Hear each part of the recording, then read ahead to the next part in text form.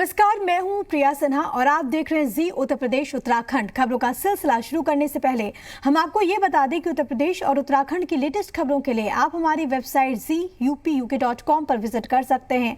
आप ट्विटर और फेसबुक के जरिए भी हमसे जुड़ सकते हैं। चलिए अब खबरों का रुख करेंगे और आपको एक दिलचस्प तस्वीर दिखाते हैं। दरअसल गोरखपुर में मौजूद सीएम योगी जैसे ही आश्रम में जनता दरबार समाप्त कर बाहर निकले तो एक महिला ने उन्हें रोक लिया। ये महिला अपनी शिकायत लेकर पहुंची थी और जनता दरबार में समय रहते नहीं पहुंच पाई थी। इस पर जैसे ही सीएम बाहर आए उन्हें रोक लिया महिला ने, उन्हें अपनी समस्या वो बताने लगी। सीएम योगी आदित्यनाथ ने भी महिला की पूरी बात सुनी और महिला को आवाज दिलाने का उन्होंने आश्वासन भी दिया है। देखिए तस्वीरें भी आपकी टीवी स्क्रीन पर हैं। फरियाद लेकर पहुंची थी ये महिला, लेकिन क्योंकि वक्त रहते वो नहीं पहुंच पाई वहां पर। जब वहां पर से सीएम निकल रहे थे तो उन्हें सीएम मिले तो उनसे उन्होंने अपनी समस्याओं को सुना और सीएम भी वहां पर रुक के उनकी बातों को सुनते हुए नजर आए और उन्हें भरोसा भी दिया है।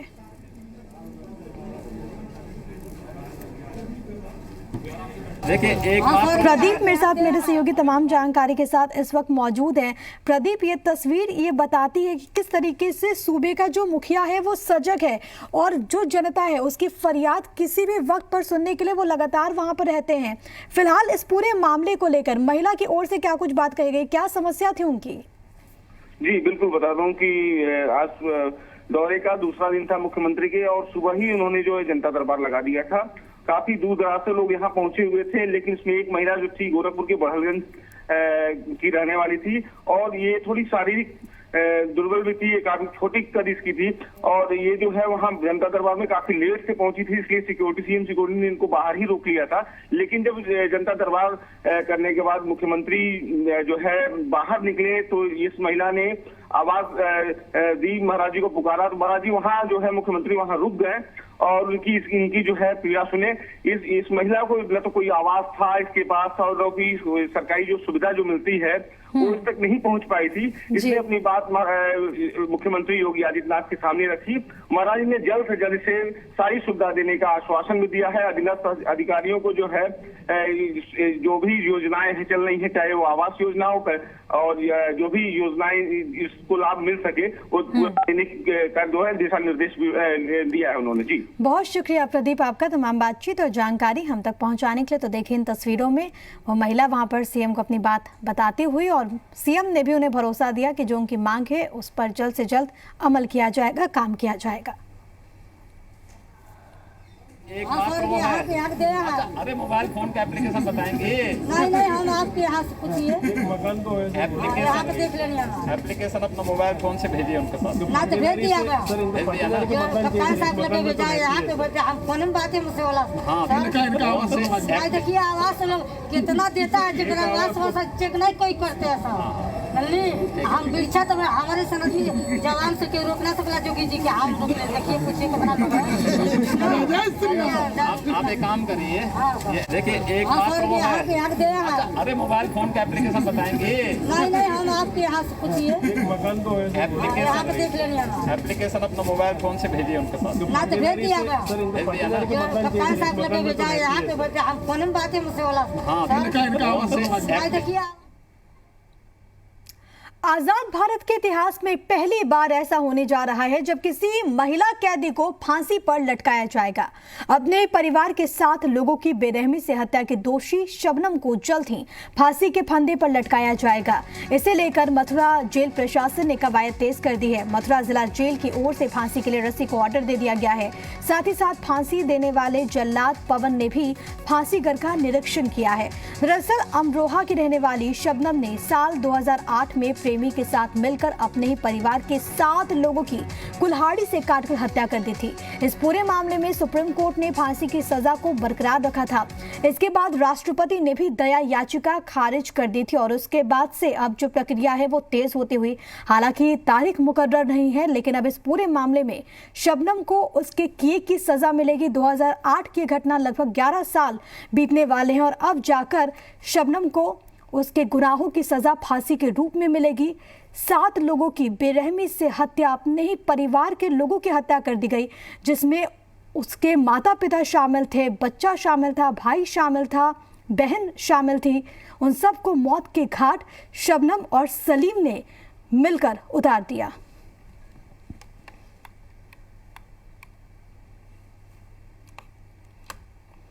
मथुरा से ये बड़ी खबर आपको बता रहे हैं। और आजाद भारत में पहली बार किसी महिला को फांसी दी जाएगी और इसको लेकर प्रक्रियाएं वहां पर पूरी तरीके से तेज होती हुई। मथुरा से मेरे साथ मेरे सहयोगी कन्हैया इस वक्त लाइव मौजूद है, सीधे उन्हीं का रुख करते हैं। कन्हैया, क्योंकि जिस तरीके से 2008 में ये घटना घटी थी, पूरे देश को हिलाकर इस घटना ने रख दिया था। सवाल ये था कि आखिरकार इंसाफ उन परिजनों को कब मिलेगा जिन्हें शबनम ने मौत के घाट उतारा।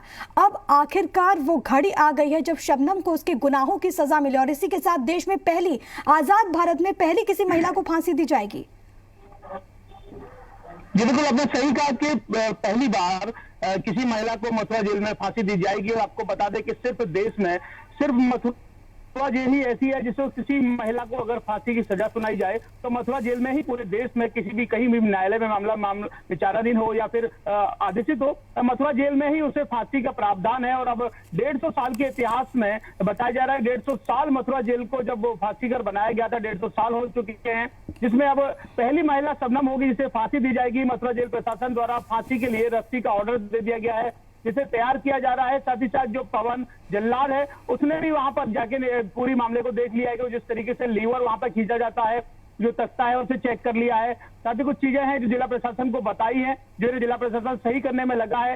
लेकिन जिस तरीके से 2008 में शबनम ने पूरे परिवार के जघन्य हत्याकांड को अंजाम दिया, जिसके बाद उम्मीद जताई जा रही थी कि जल्द उसको फांसी की सजा हो, जिसपे न्यायालय ने भी अपना जो आदेश है उसको बरकरार रखा। साथ ही साथ जो राष्ट्रपति हैं उन्होंने भी दया याचिका को खारिज कर दिया। अब उम्मीद जताई जा रही है कि जल्दी फांसी का आदेश आए और मथुरा जेल में उसको फांसी दी जाए। जी बिल्कुल, और इस पूरे मामले को जिस तरीके से हम पहले भी जिक्र करते कन्हैया, एक एग्जाम्पल के तौर पर भी सेट करने की तैयारी है। चाहे गुनाह को अंजाम देने वाला व्यक्ति कोई भी रहे, चाहे वो पुरुष रहे चाहे वो स्त्री रहे, लेकिन यहाँ पर जब इंसाफ होगा तो उन दोनों के लिए पैमाना एक ही है, दोनों को अपने किए की सजा मिलेगी। जी बिल्कुल, आपने सही कहा, क्योंकि न्याय में महिला या पुरुष नहीं देखा जाता, उसमें सिर्फ मुलजिम अपराधी देखा जाता है। जिसने भी अपराध और गुनाह किया है उसे सख्त सजा मिलनी चाहिए। और हिंदुस्तान के संविधान में भी ये भी है, भले देर हो जाए, आप 100 बेगुनाहों को बचाने के लिए या फिर किसी निर्दोष को आप नहीं जेल दे सकते या कार्रवाई नहीं कर सकते, कोई निर्दोष जेल ना जाए, किसी निर्दोष के खिलाफ कार्रवाई ना हो, उसके लिए ही संविधान में जी ये सब न्यायालय है, एक के बाद एक प्रोसेस है। इसके बाद जो सही दोषी है उसको ही सजा मिलनी चाहिए। इसी तरीके से सुप्रीम कोर्ट ने भी जो फांसी की सजा है उसको आदेशित रखा है, बरकरार रखा है, जिसके बाद राष्ट्रपति ने भी दया याचिका को खारिज कर दिया। उम्मीद जताई जा रही है कि मथुरा जेल प्रशासन को जो फांसी का ऑर्डर है वो जल्दी मिलेगा और उसके बाद आगे की कार्रवाई शुरू होगी। ठीक है, बहुत शुक्रिया आपका तमाम बातचीत और तमाम जानकारी हम तक पहुंचाने के लिए कन्हैया। तो तमाम तरह की वहां पर तैयारी देखने को मिल रही है, हालांकि तारीख अभी तय नहीं है, लेकिन अपने स्तर पर वहां पर तमाम जो प्रबंधन है वो तमाम तैयारी यहां पर करता हुआ। इधर आपको ये बताते चले कि बिकरू कांड को लेकर एसआईटी की जांच तेज हो गई है। इस मामले में अब जांच में दोषी पाए गए एक प्रमोटी आईपीएस ने अपना बयान दर्ज करा दिया है। ये बयान कानपुर रेंज के डीआईजी डॉक्टर प्रीतिंदर सिंह के सामने दर्ज कराए गए हैं। आरोपी अधिकारी ने पूरे मामले में कोई भी कोताही बरतने से इनकार किया। बताते चले आपको कि जांच के दौरान एसआईटी ने 11 सर्किल अफसरों को लापरवाही का दोषी पाया था। इनमें अमित कुमार तत्कालीन सीओ कार्यालय नोडल अधिकारी पासपोर्ट, नंदलाल सिंह तत्कालीन सीओ बिल्हौर, करुणा शंकर राय तत्कालीन सीओ बिल्हौर, सुरेंद्र लाल ये भी तत्कालीन सीओ बिल्हौर थे, प्रेम प्रकाश तत्कालीन सीओ बिल्हौर हैं, रामप्रकाश अरुण तत्कालीन सीओ बिल्हौर, सुभाष चंद्र शाक्य तत्कालीन सीओ बिल्हौर, इसके अलावा लक्ष्मी निवास तत्कालीन सीओ अकबरपुर, हरेंद्र कुमार यादव तत्कालीन सीओ सीसामऊ को दोषी पाया गया। अब इन अफसरों पर क्या कार्रवाई होगी ये तय किया जा रहा है।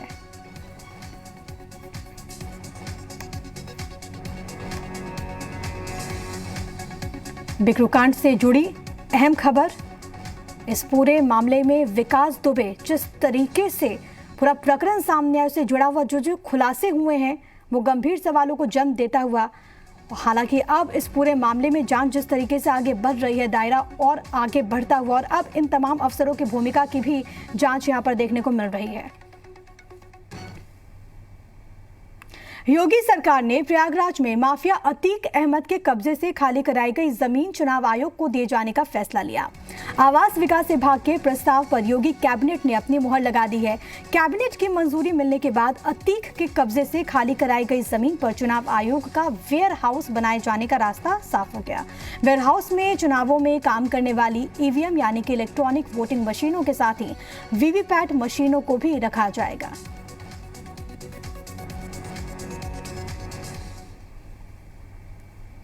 और इस बीच एक बड़ी खबर आपको दे देते हैं। भ्रष्टाचार के खिलाफ सीएम योगी का एक्शन। मंडी परिषद के 6 अधिकारियों के खिलाफ कार्रवाई के बाद सामने आ रही है। गोपाल शंकर के खिलाफ डिमोशन और अनुशासनात्मक कार्रवाई। बताते चले आपको कि हरिराम, राम नरेश सोंकर और अशोक कुमार के खिलाफ निलंबन की कार्रवाई के बाद सामने आ रही है। नरेंद्र मलिक और अतर सिंह के खिलाफ भी अनुशासनात्मक कार्रवाई के आदेश दे दिए गए हैं। रिटायर्ड निदेशक रामतीर्थ के खिलाफ भ्रष्टाचार निवारण अधिनियम में अभियोजन की स्वीकृति यहां पर दे दी गई है। एक अहम जानकारी आपकी टीवी स्क्रीन पर इस वक्त हम आपको दे रहे हैं। संदेश देने की भी कोशिश है। बताते चले आपको कि इनका नाम सामने आ रहा है जिनके खिलाफ ये कार्रवाई। भ्रष्टाचार के खिलाफ सीएम योगी जीरो टॉलरेंस की नीति की लगातार बात होती है और इसी क्रम में मंडी परिषद के 6 अधिकारियों के खिलाफ कार्रवाई की बात सामने आ रही है।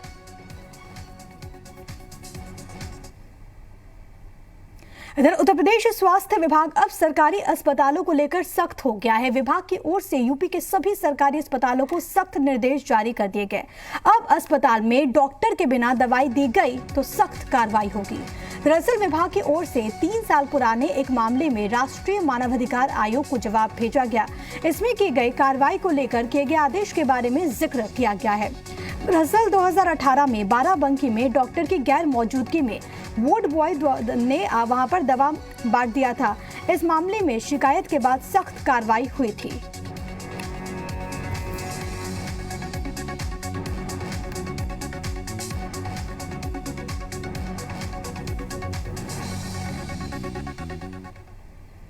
और इस बीच एक और अहम जानकारी आपको दे देते हैं। एसजीपीजीआई में दवा घोटाले के बाद नियम को बदल दिया गया है। ओटीपी वेरिफिकेशन के बाद ही दवाइयां मिलेंगी।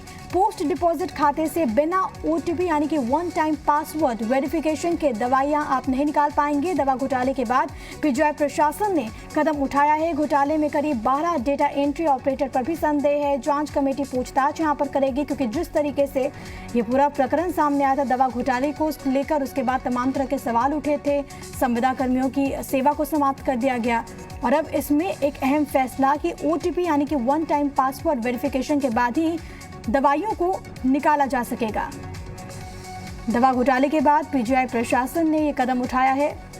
12 डेटा एंट्री ऑपरेटर भी संदेह के घेरे में हैं, उनसे भी पूछताछ की बात कही जा रही है। देश में पहले चरण का कोविड वैक्सीनेशन लगातार जारी है और अभी तक स्वास्थ्य कर्मियों और फ्रंटलाइन वर्कर्स को वैक्सीन लगाई जा रही है। अब मार्च से यूपी में 50 वर्ष से ऊपर के लोगों को टीका लगाने का काम शुरू किया जाना है। वैक्सीनेशन के लिए मतदाता सूची से 50 साल से ज्यादा उम्र के लोगों के नामों की लिस्ट तैयार की जाएगी। इसके बाद इन सभी को कोविन पोर्टल पर रजिस्ट्रेशन कराना होगा। इसके अलावा सीएम योगी ने स्वास्थ्य विभाग को निर्देश दिया कि 25 मार्च तक हेल्थ वर्कर और फ्रंटलाइन वर्कर्स को वैक्सीन की दोनों खुराक देने का काम खत्म कर लिया जाए। यह अहम खबर आपको बता रहे हैं। 50 साल से ज्यादा उम्र के लोगों को अब वैक्सीनेट करने की तैयारी। कानपुर सेंट्रल रेलवे स्टेशन पर स्वतंत्रता संग्राम सेनानी एक्सप्रेस से आरपीएफ को रुपयों से भरा बैग मिला है। जानकारी के अनुसार बैग लावारिस हालत में पड़ा हुआ था, जिसका निरीक्षण किया गया तो पता चला कि बैग रुपयों से भरा हुआ था। हालांकि अभी तक बैग में कितनी धनराशि है ये साफ नहीं हो पाया। फिलहाल मामले की जानकारी आयकर विभाग को दे दी गई है। स्वतंत्रता सेनानी सुपरफास्ट स्पेशल एक्सप्रेस से एक अनक्लेम्ड अटैची सूटकेस लाल रंग का रिकवर हुआ और वो चूंकि अनक्लेम्ड था इसलिए उसे जो हमारी ड्यू प्रोसेस है उसे फॉलो करते हुए जीआरपी, आरपीएफ और कंसर्न डिपार्टमेंट के द्वारा जॉइंटली उसे ओपन किया गया। ओपन करते ही जब उसमें पता चला कि कैश है तो ये इसको तुरंत हम लोगों ने जीआरपी को हैंड ओवर कर दिया और जीआरपी द्वारा इनकम टैक्स को सूचित कर दिया गया है और बाकी कार्रवाई आगे की जाएगी। कल से उत्तर प्रदेश विधानसभा का बजट सत्र शुरू होने जा रहा है। 22 फरवरी को यूपी सरकार अपना बजट पेश करने जा रही है। इसे लेकर आज विधानसभा अध्यक्ष ने सर्वदलीय बैठक बुलाई है। सभी दलों के साथ ही साथ सत्र को सुचारू रूप से चलाने को लेकर चर्चा की जाएगी। बजट की रणनीति तैयार करने के लिए सभी दलों ने भी सभी कवायदे शुरू कर दी हैं। आज बीजेपी विधानमंडल की अहम बैठक होनी है। इसके अलावा समाजवादी पार्टी भी अपने विधायकों के साथ बजट सत्र के दौरान पार्टी की रणनीति को लेकर चर्चा करेगी। इसके अलावा मायावती ने भी बीएसपी के सभी विधायकों की अहम बैठक बुलाई है, जिसमें वो बजट सत्र को लेकर अपने विधायक दल को अहम निर्देश दे सकती हैं। तो आज बैठकों का दौर बजट सत्र की तैयारी है, क्योंकि कल से इसका आगाज हो रहा है और ऐसे में क्या रणनीति होगी विपक्ष की सत्ता पक्ष को घेरने की, तो वहीं उसका जवाब देने के लिए सत्ता पक्ष की ओर से क्या रणनीति होगी, इसको लेकर भी यहाँ पर बैठकों का दौर। तो वहीं आज सर्वदलीय बैठक बुलाई गई है विधानसभा के अध्यक्ष के द्वारा, ताकि जो सदन की कार्यवाही है वो सुचारू रूप से आगे चले। हालांकि क्या कुछ रुख रहता है तमाम दलों का, वो देखना बहुत ज़्यादा महत्वपूर्ण है। कई ऐसे मुद्दे जिसकी गूंज सदन में इस सत्र के दौरान सुनाई दे सकती है।